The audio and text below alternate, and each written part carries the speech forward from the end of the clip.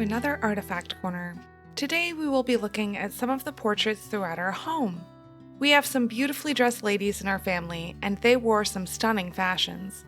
Their garments were vibrant and richly colored long before the invention of synthetic dyes. So, how did fabric dyers achieve such stunning hues? Let's learn a bit more about the history of fabric dyeing. Going as far back as 3,000 years BCE, the craft of dyeing advanced hand in hand with the techniques of spinning and weaving.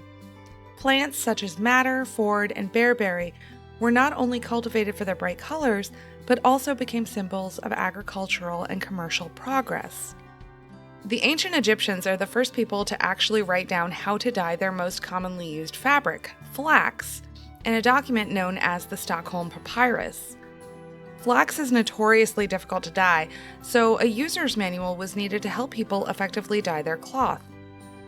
In India, cotton was grown and a great fabric for the climate. The cotton skeins were dyed with a variety of colors and often patterns using a tie-dyeing technique. Indigo was a very popular dye during this time. The Chinese, and pretty much everyone in the East, loved silks and used safflower for yellows and reds, blueberry, blues and lilacs, and indigo. In Japan, they used seaweed to achieve soft colors.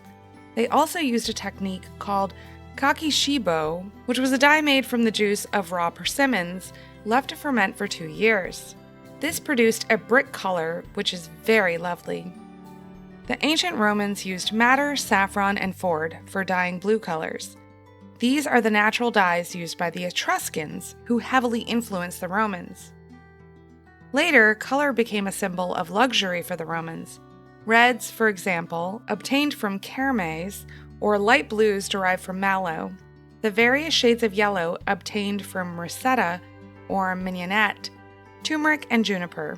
Walnut and hickory, on the other hand, gave browns and blacks. During the Renaissance, new materials started arriving from around the world. Cochineal from Mexico, indigo from India, and exotic woods from Brazil quickly replaced kermes and ford. In the late 18th and early 19th centuries, Europeans began looking for faster and more effective ways of dyeing fabric.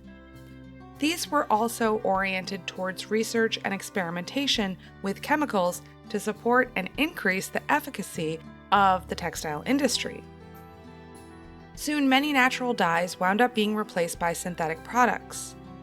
France, England, and Germany were the industry leaders in chemical dyeing. The Germans created superior dyeing techniques that were considered the finest in the world. Today, most of the dyes that are used in our garments are chemical dyes. There are 3 main ways to dye fabric: dyeing the threads of the fabric, dyeing the bolts of the material as a whole, or dyeing a garment following its production. Dyeing the threads and the bolts of fabric produce a more even and consistent color, while dyeing the garment after it was created can lead to a more worn look. Seeing how beautiful the garments are in our paintings, it is amazing that these vibrant colors were all created with natural dyes. The vibrant red of Betsy's gown alone is just so eye-catching and likely would have been in person too.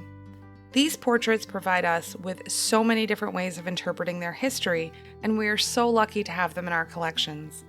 Thanks so much for stopping by.